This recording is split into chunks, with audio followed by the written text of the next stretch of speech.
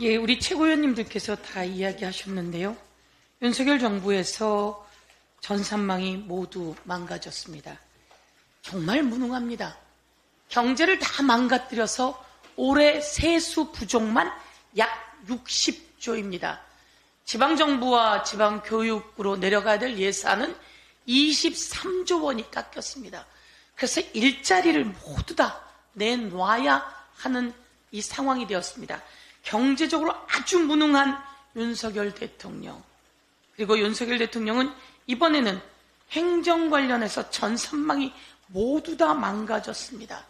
이상민 장관이 17일 날 대한민국의 디지털 정부를 홍보한다며 미국에 갔습니다. 17일 날 미국에 갔는데 17일 날 아침 8시 40분에 전산망에 오류가 생기기 시작했습니다. 정부에서는 이렇게 얘기했습니다. 오후에는 복구될 겁니다. 그런데 오후 2시에 오히려 민원 서비스인 정부 24시까지 모두 먹통이 됐습니다. 대한민국은 세계 1위의 디지털 정부입니다. 2002년 노무현 대통령 시절 디지털 정부를 만들고 세계 1위의 디지털 정부를 자랑해 왔습니다. 그런데 대통령 한 명 바뀌었는데 윤석열 대통령 되고 도대체 정부는 왜 이러는 겁니까? 대통령 눈치 보느라 할 일을 안 하는 것인지 묻지 않을 수가 없습니다. 전산망이 이렇게 먹통이 되다니요. 사람들은 전산망을 통해서 은행 신분증을 발급받으려 했습니다. 해외 출장을 가려고 했습니다. 등기소에서 자료를 띄려고 했습니다.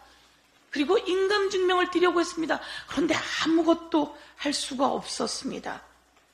이와 관련해서 행안부는 3일이나 지난 19일 오후 돼서야 브리핑을 했습니다.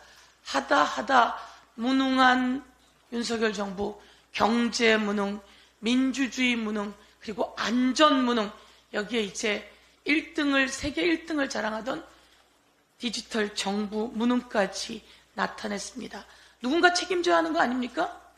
윤석열 대통령의 최측근 이상민 장관 책임지고 사퇴해야 되는 거 아닙니까? 그런데 이 행정망 서비스 먹통 관련해서 모든 방송이 보도를 탑으로 했습니다.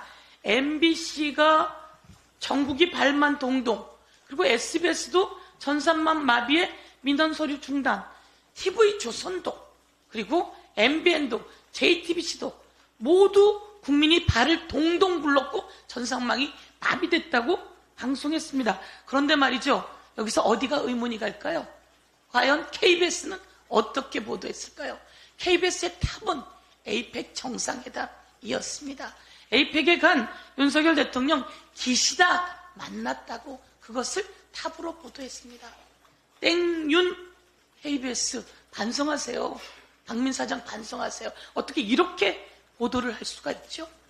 그런데 윤석열 대통령은 바이든과 시진핑이 4시간 회담했습니다. 기시다도 시진핑하고 1시간 5분 회담했습니다. 그런데 윤석열 대통령은 옷깃만 스쳤다는 거 아닙니까? 67초 회담이다. 64초 회담이다. 양쪽 나누면 한쪽이 30초. 시진핑이 니하오, 니치팔로마, 짜이지엔 통역하고 나면 뭐가 남겠습니까? 대한민국 경제가 이렇게 어려울 때 중국이 얼마나 중요한 경제 대상국인지 국민은 알고 있는데 대통령은 그 주변만 얼쩡거리다가 온 겁니까?